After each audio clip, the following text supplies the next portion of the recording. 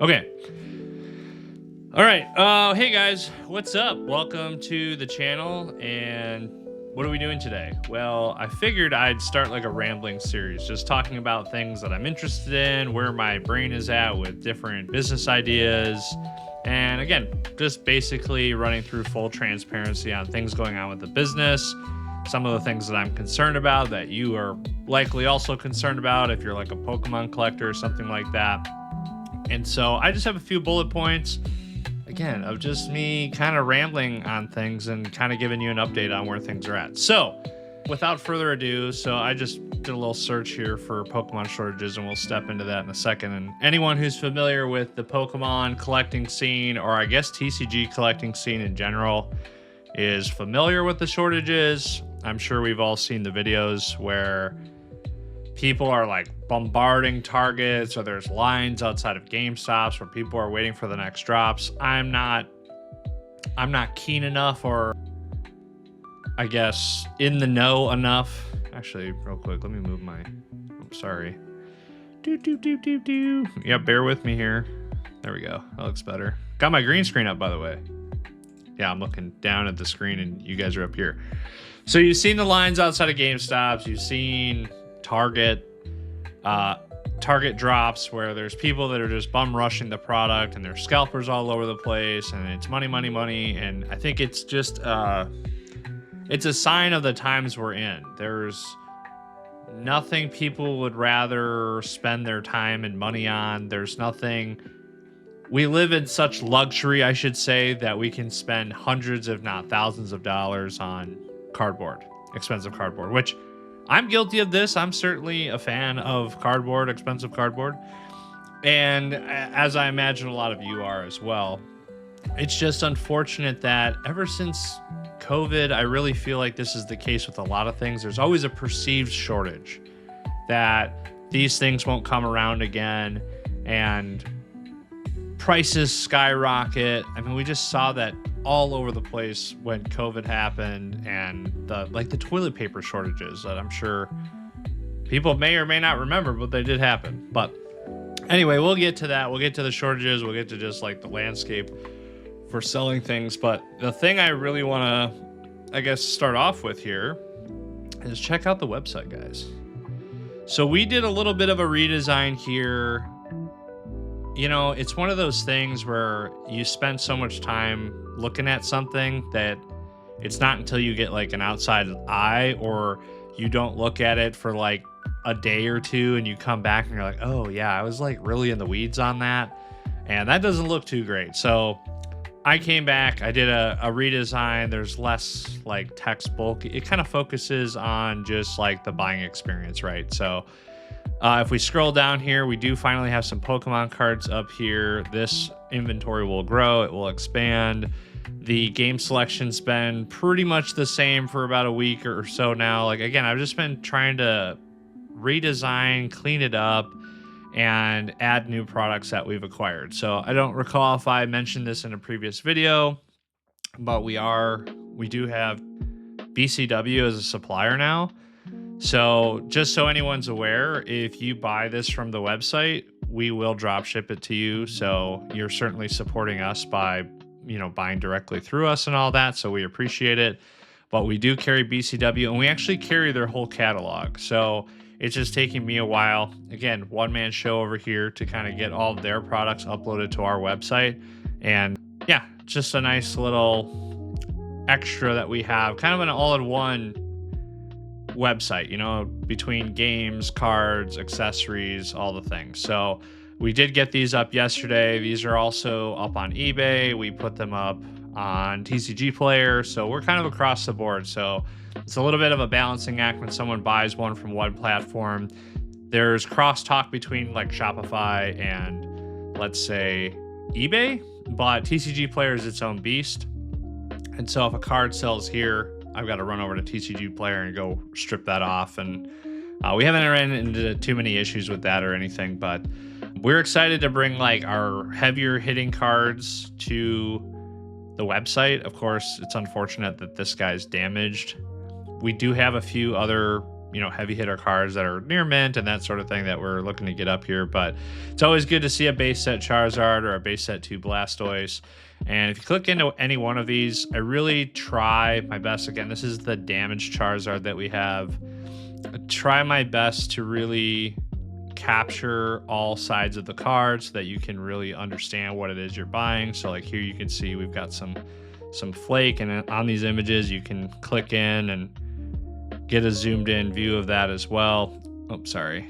So if you scroll through here, I'm capturing the images of the corners and any of the grime and scuff, and this was a pretty bad card that got traded in. So we do see these from time to time, but Charizard's a Charizard and it still has value, and people even go and get these graded and they're excited about getting a PSA 1 because it's like a different way of collecting. It's like collecting the worst version of the card.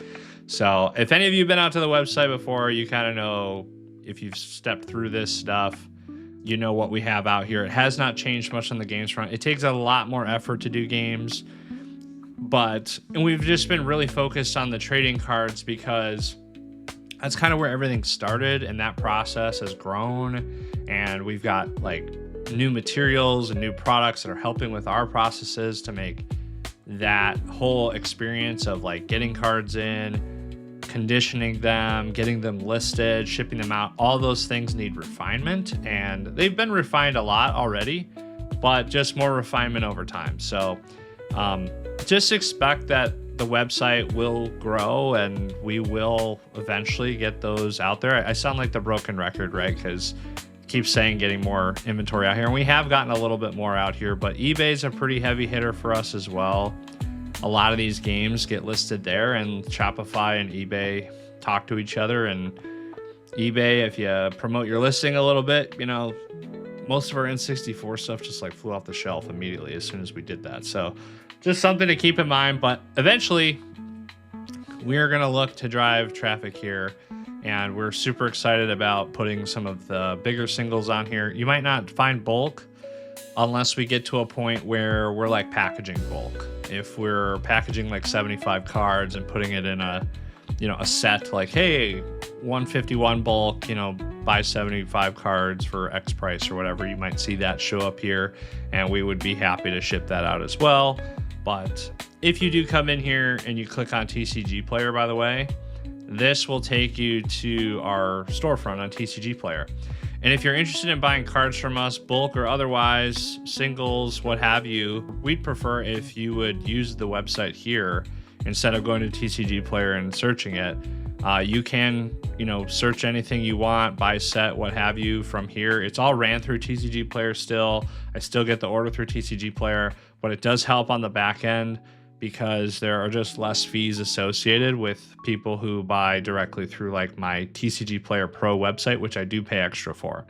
And I like it a little bit better. It's nice to have like a secondary website that is paid all by the fees that, you're already having on your card. So yeah, that is the website. Let's go back actually.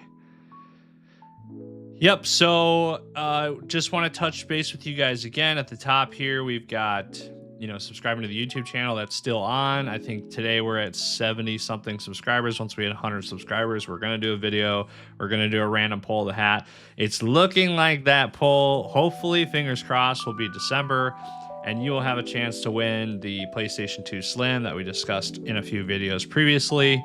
So just keep that in mind. We're still on. If there's people who are interested in TCG games, retro accessories, what have you, if they subscribe, they're certainly entered to win that. And it'll be basically one name per drawing, unless you have, don't tell anybody I told you this, but if you had multiple accounts and, okay, that just sounds bad. So we'll just skip that. But you get what I'm saying. So yeah, the website's coming along. We're excited with that. Again, we're on eBay, we're on TCG Player, so we're selling things kind of across the board. And we do have BCW, and we do have another supplier that I just nailed down last week. And I don't know what like the right way to even comment on that is. I'm not going to say anything about who that supplier is, but they have a lot of really cool stuff, a lot of super nerd stuff. I'm a huge D&D fan. They have all the D&D. They've got all the Pathfinders. So if you're a tabletop RPG guy, they've got a lot of that. They do sell TCG, so Magic, Pokemon, the big three, I guess Yu-Gi-Oh being the third. They do sell all that stuff, as well as many other TCGs. And I think that's probably what's going to step us into our next topic. So again, go visit the website if there's anything that you see here. Certainly buying any of the BCW accessories certainly helps. We do have some games available out here. There will be more cards in the future, so check back if you don't see anything out of the 2 cards that are there today.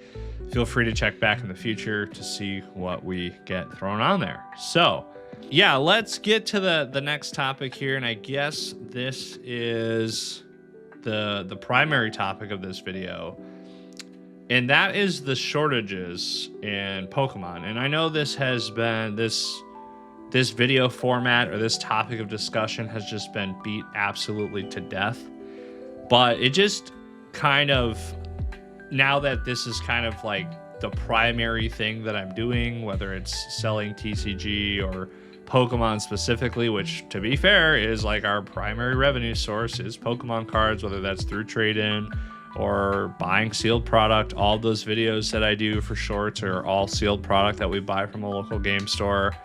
It's insane. And again, you guys know that, and those who are actively buying and collecting cards know that. And what's unfortunate, and I've had this conversation with many people in my life, the most unfortunate thing is, again, Pokemon, as much as like the average Pokemon enjoyer is like a 30-year-old man or woman at this point, myself included, my brother, other family members, other friends.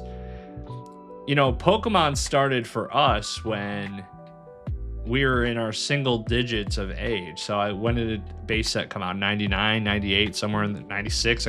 All those dates get mixed up for me because I know the games came out at a certain date, cards base set came out at a certain time. We'll just say 99 for the sake of conversation. I was a 7-year-old kid, and Pokemon was very accessible, and it was accessible to parents of kids who had no idea what the hell this new game was and why were kids so obsessed by it and by the games. And the games were $30, I'm pretty sure, to go buy the local red version, and then the Game Boy Color silver version or gold version were, again, those games were like $30. And to go back and play those games now, we're spoiled in one way in that we can emulate almost anything these days, which is super nice.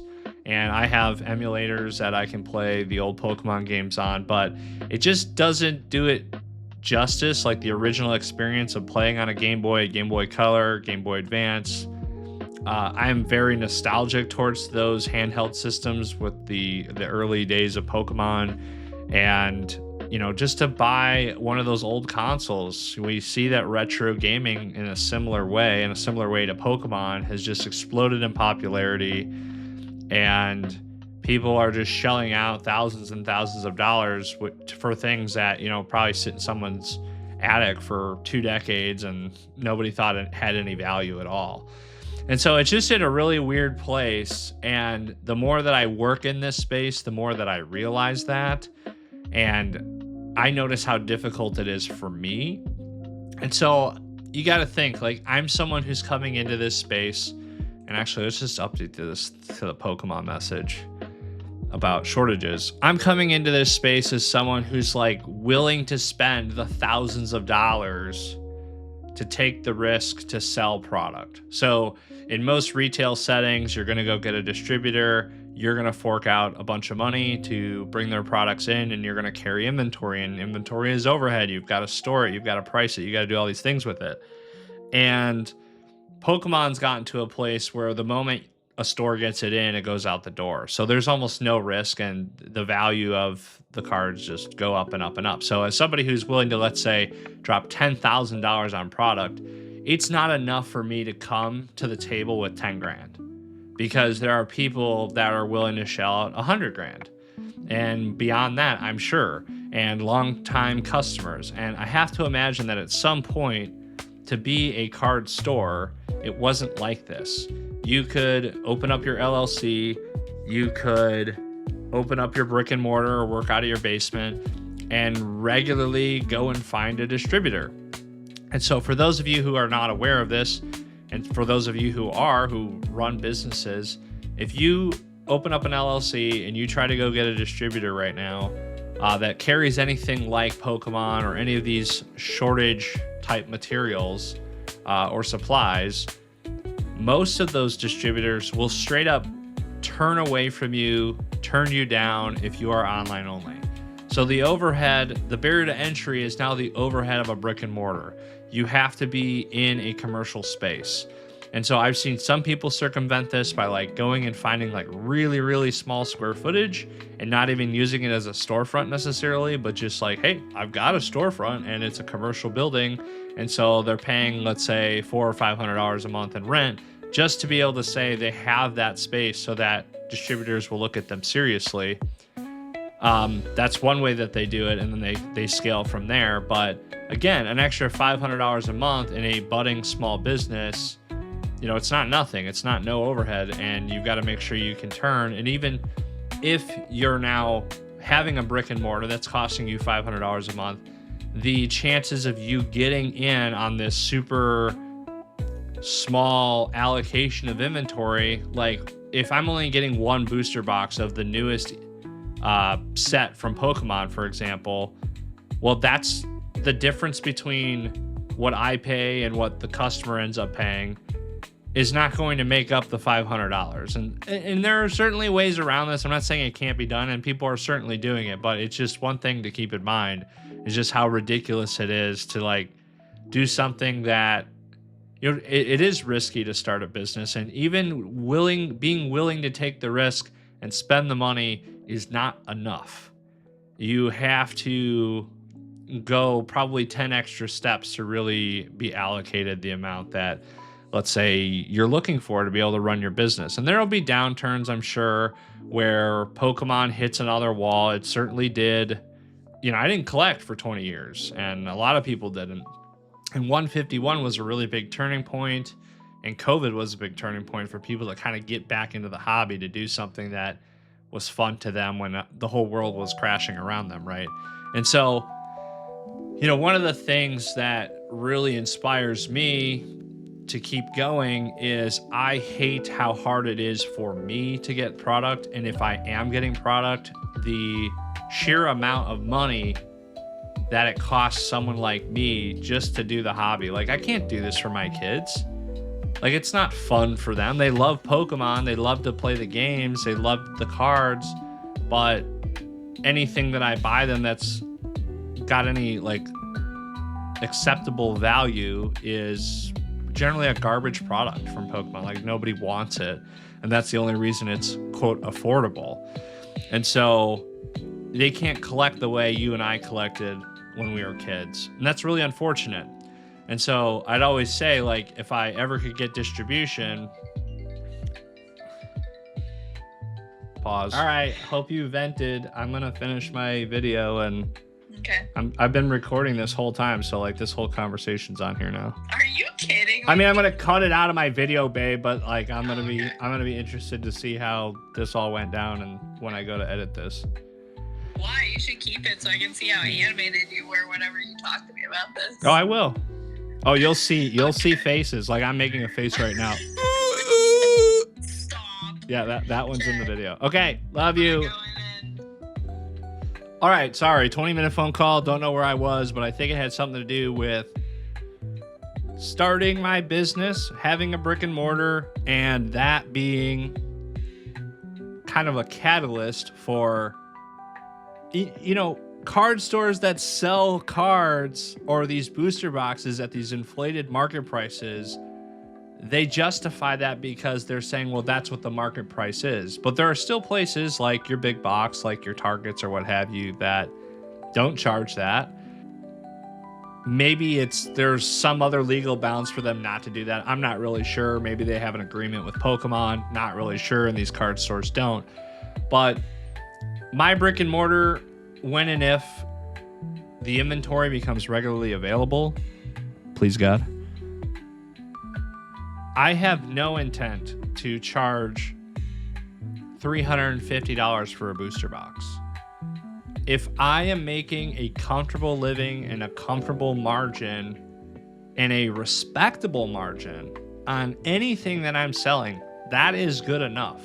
I'd rather a 12-year-old kid come into the store and be able to get a booster box of the newest set at the price that is most affordable to him. And to be frank, like a 12-year-old's not going to be, I expect, wouldn't be buying a whole bunch of $120, $130 booster boxes at, I think that's MSRP, as it is.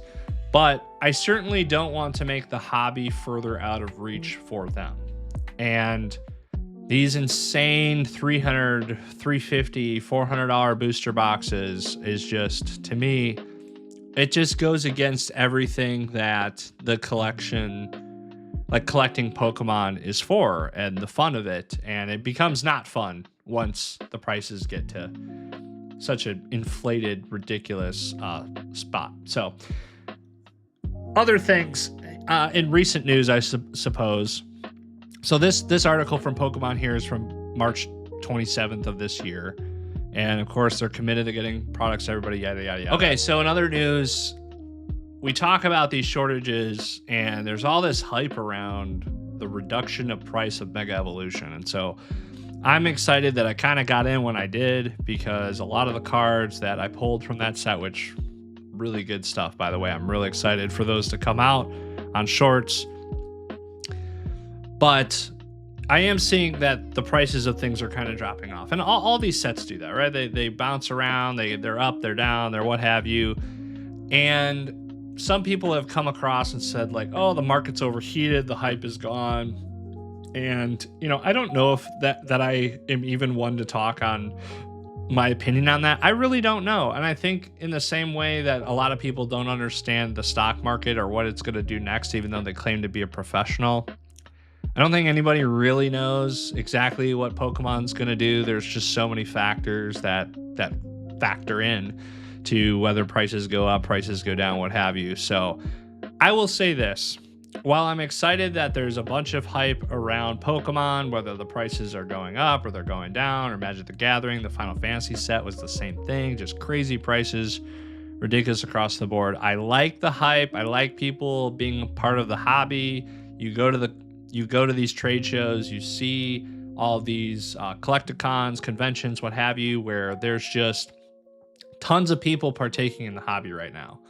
But I also just feel like I cannot wait for the day that it's just we get back to a normal behavior around collecting, whether that's Pokemon, whether that's games, consoles, any pop culture type thing that people are into. I mean, the prices have just gotten so far away from us, and it's really made it difficult for people to get into, and to just like, you know, at one point you probably could walk into a local game store and he had a little like lightly used Game Boy Color on the shelf that's nobody really cared about for $40 or something. I don't know if that's ever the case. Like, but you know, nowadays you're seeing them and it's, oh, that's an $80 thing or $100 thing. And, you know, I don't think they cost that much when they came out. So regardless, we're charging forward.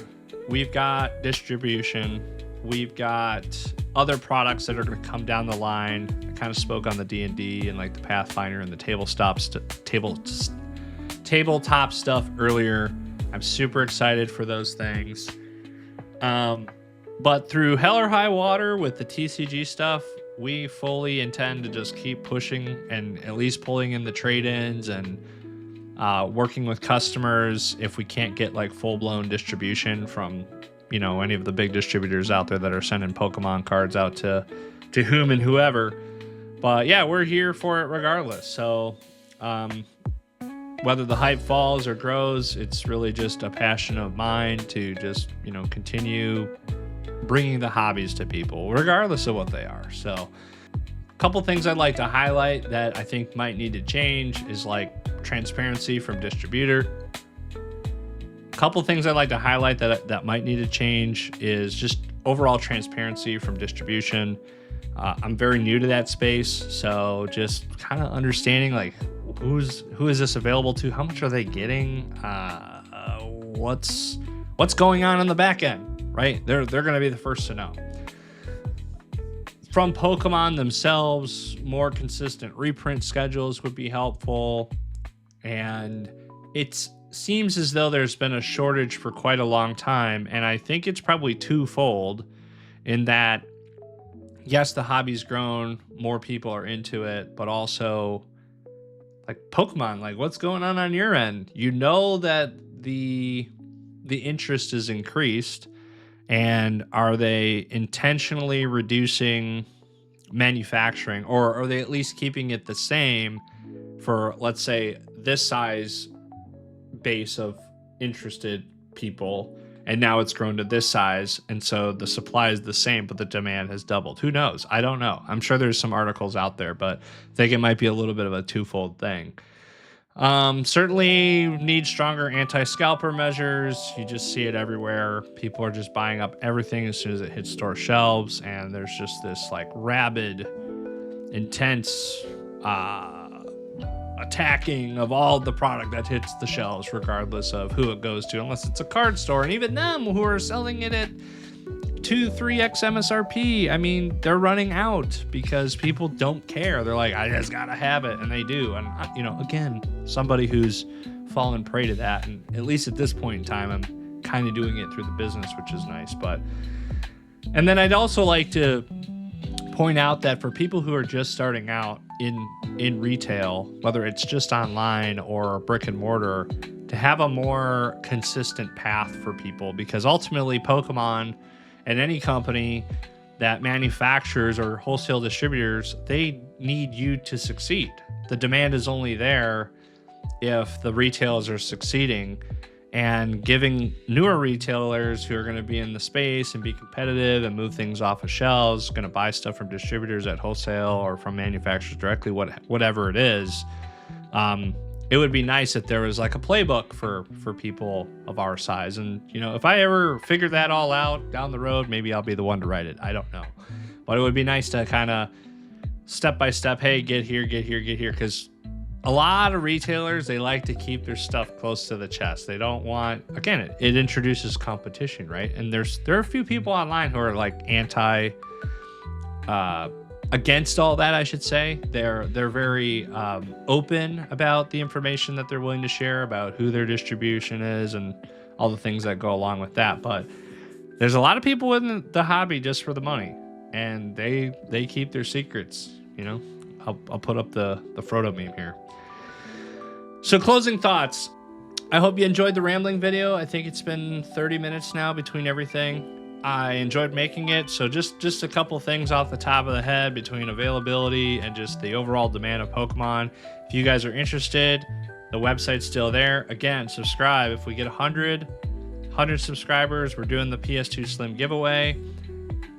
Again, based on where things are at right now, it looks like that might be a December raffle. So again, I don't have any like special tools for any of this. You guys subscribe. I'm literally going to slap all subscribers into a spreadsheet by name, run a random generator, and pull a winner and send it to you. That's just how that's going to go. So super excited about that.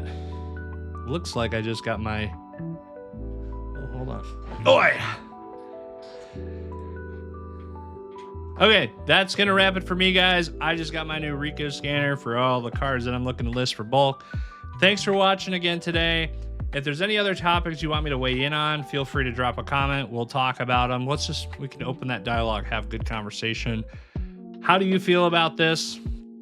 I can maybe guess already where the comments would come on shortages and all that, but yeah, let me know. And if you have any other interesting comments or questions about the business or how this whole thing works, let me know that as well. And as always, I appreciate you guys watching, and we'll catch you in the next one. See you later.